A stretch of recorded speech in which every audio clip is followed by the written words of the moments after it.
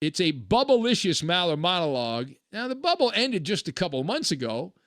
And if you did not hear what Lillard had to say, maybe not, we have some audio tape. But Lillard pointed out that the games played in the bubble were, quote, way easier than your typical NBA season. So as Warner Wolf used to say, let's go to the audio tape. To me personally, the bubble was way easier. There was really no distractions. We didn't have to travel after games. We was leaving the arena sometimes 10, 11 o'clock after a game, and we would go right back to the hotel, and they had cold pools set up at the pool for us. And we just get our recovery in right after the game. They had food laid out for us, and we go up to our room, lay down. I mean, everything was laid out. It wasn't no plane after, bus to the hotel, check into a room, get situated. It was none of that. It was just like boom, boom, get up the next morning, practice all in one spot. So like our bodies was recovering faster. We was more rested. It was way easier to me. I think that's why you saw a lot of people just killing like that, for real.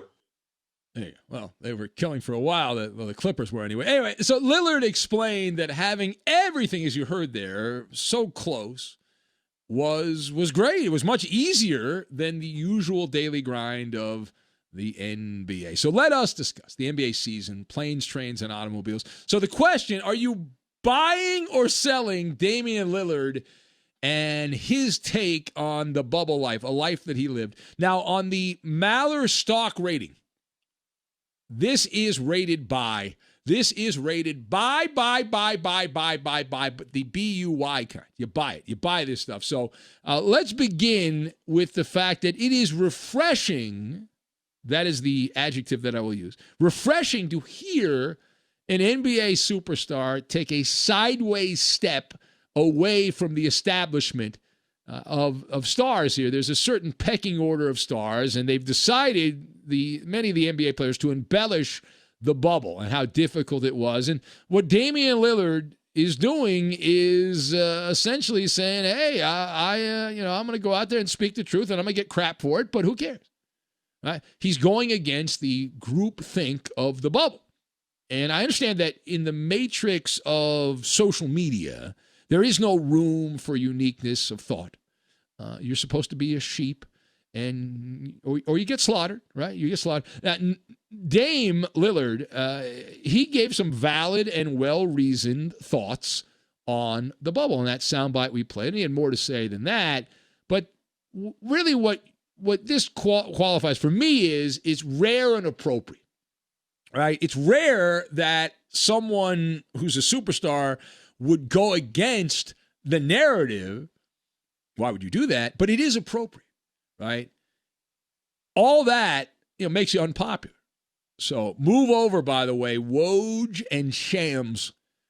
That audio we played from NBA Insider, Fat Joe, that came from Fat Joe. That's some scoopage from Fat Joe. Now, in many ways, Lillard was obviously preaching to the choir on this show. If you listened to the program back during the bubble, we had preached about this from our bully pulpit, about this very thing, right? And so in this case, it is confirmation bias, and obviously is, but we are amen corner for Damian Lillard. Now, the second thing, it was, I think the word on this is annoying. It was a nuisance to read all of those over-the-top stories, one after another, about hardship. Now, they use the word hardship, but they implied hardship inside the bubble. Paul George and several other prominent NBA players poured out their guts about the stress of living at a Disney resort. The way the basketball media picked up these stories about inside the bubble, right? The people that were covering that, they had media inside the bubble, reporting on the conditions. It made it seem like it was tyrannical. How could you possibly expect these NBA ball players to live in a resort for several months? For a while, I felt like I was living in Rod Sterling's Twilight Zone from back in the day, right? And picture, if you will, a world where NBA players are facing a reign of terror, right? Stars are sent to one of the forced labor camps run by Adam Silver, who put watchtowers up and barbed wire fences around the resort and police guard boxes inside and outside the bubble, unless none of that happened, right? Of course, that's just in an alternative universe. In reality, the NBA spent millions, if not billions, up to $1 billion to treat the players like an aristocrat. The association spent millions and millions of dollars to attend to their every want, need, and desire. I'm not just saying that. That's the reality. Resort pools, check. Golf, check. Tennis, check. Barbershop, check. You want a mani? You want a pedi? Check, check.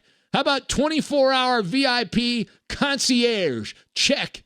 Players only lounge? Check. Daily entertainment included movie screenings, advanced movie screenings, DJ sets. They brought in DJs inside the bubble, video games galore, and they were also separated from the evil media.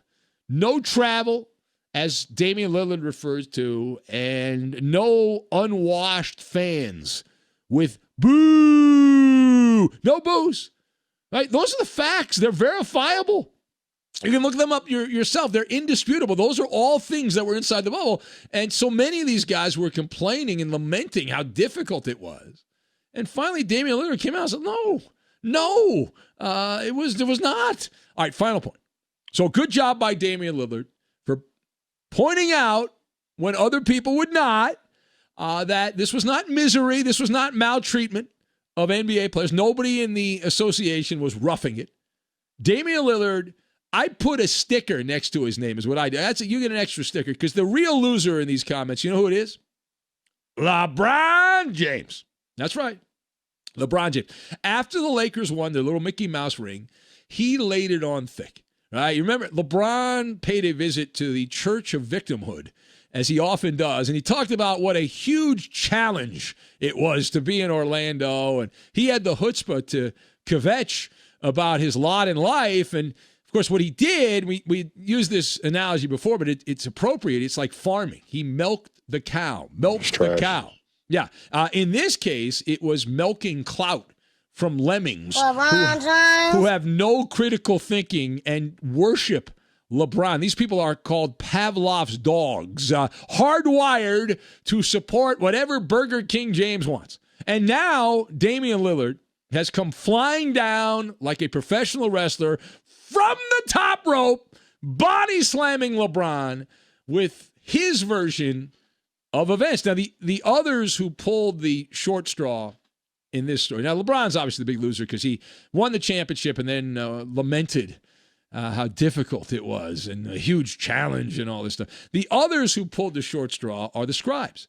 Because I have been told, and I haven't seen any evidence that this is actually happening as of right now, but I was told when the bubble was going on that there were a number of book deals that were in the works. And so the basketball writers, a number of these guys, are likely pulling out their hair right now and slamming laptops down, hoping that this Lillard story doesn't get a lot of attention. And since he plays in Portland, it probably won't. But this goes counter the working hypothesis that this was like the worst thing ever, having to live in the resort with the 24-hour concierge and the mani-pedi, the barbershop, the resort pools, and the